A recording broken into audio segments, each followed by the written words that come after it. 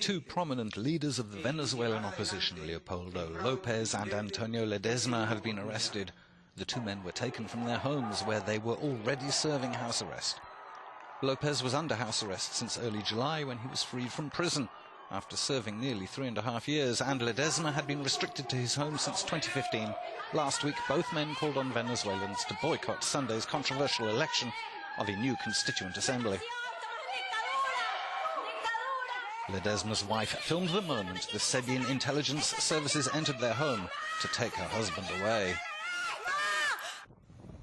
Sunday's election saw at least 10 deaths in violent clashes with security forces. The government claimed victory and a 6 million turnout. The opposition claims it was barely half of that.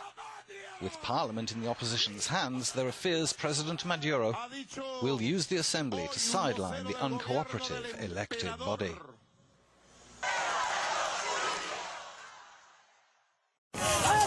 Another weekend of protest in Venezuela against President Nicolas Maduro as the country spirals out of control.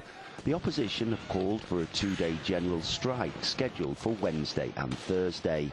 Saturday saw several thousand march on the pro-Maduro Supreme Court, but they were prevented by security forces. I say to the Supreme Court, there is no peace without justice. That is why we are marching on the Supreme Court. The Supreme Court has to ensure that the law is respected.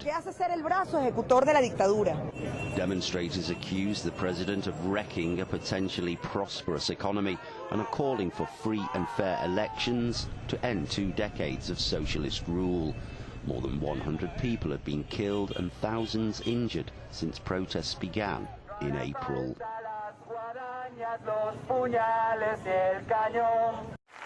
2 days after the controversial new assembly elections in Venezuela, and the country is more divided than ever, with opposition forces vowing to continue their fight against President Nicolas Maduro and the leader claiming a victory that grants him practically unlimited power.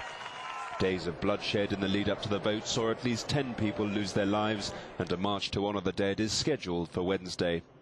What Maduro has done is become more radical. He has hardened his political position with the triumph in the Constituent Assembly elections, and he has utilized the Constituent Assembly as a threat against his adversaries. Public anger is high. Just a few days ago, these Caracas streets were barricaded by demonstrators, and the air was filled with the sound of explosions and gunfire. One of Maduro's harshest critics comes from within his own socialist party, State Prosecutor Luisa Ortega Diaz. We have a crime against humanity before us, which has been committed in a sustained and systematic way since the unconstitutional call for the creation of the Presidential Constituent Assembly was made. Maduro has brushed off claims of a power grab, saying that the new assembly, which will have the power to rewrite the constitution and override Congress, is Venezuela's only chance for peace. However, the international community has largely condemned the elections, and sanctions against the country threaten to plunge its already floundering economy into the abyss. After just 10 days in his role as White House Communications Director, Anthony Scaramucci has been sacked by President Donald Trump. The move follows a tumultuous week for the outspoken former Wall Street financier, capped by an expletive-filled rant about his colleagues in a phone call to a reporter. His appointment as Director of Communications was marred by 2 high-profile resignations within the White House, with Press Secretary Sean Spicer and Chief of Staff Reince Priebus leaving their posts. The President certainly felt that Anthony's comments were inappropriate for a person in that position, and he didn't want to burden General Kelly also with that line of succession. News of Scaramucci's demise broke just hours after General John Kelly was sworn in as the new White House Chief of Staff, and reports suggest that the spin doctor was removed at Kelly's request. Trump tried to play down speculation about fighting within the White House ranks. Apparently unfazed by a hectic week, the leader chose to focus on the positives. China's president has issued an uncompromising message on defense and sovereignty.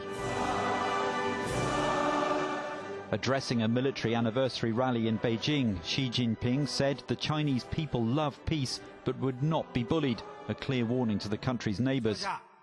Without mentioning any by name, he said, "We'll never be engaged in invasion and expansion, but we have the confidence to defeat all forms of invasion.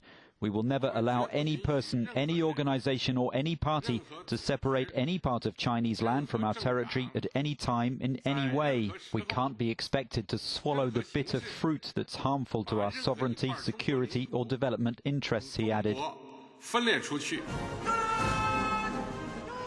China's armed forces, the world's largest, are being modernized, although troop numbers are being cut. Xi Jinping said the military must unswervingly adhere to the Communist Party's absolute leadership. Thousands of Syrian fighters and refugees in Lebanon's border region will be transferred into rebel territory in Syria in exchange for Hezbollah prisoners on Tuesday. Convoys of buses arrived on Monday to facilitate the transfer, which will see about 9,000 Sunni Muslim militants and their relatives leave Lebanon.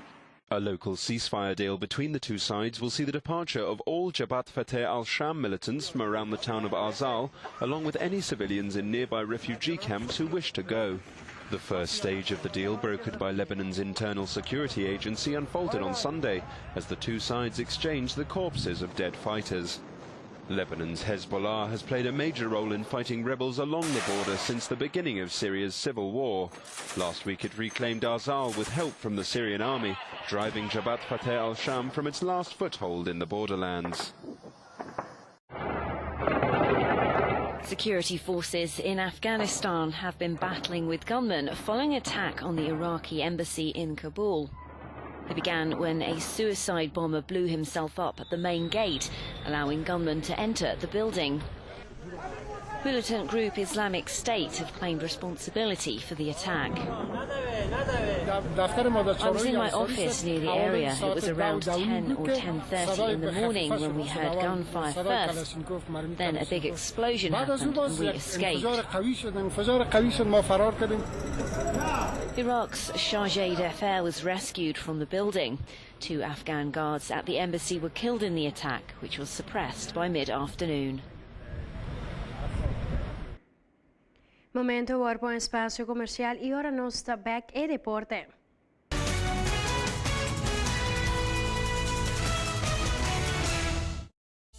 Vida da fiesta inmenso pero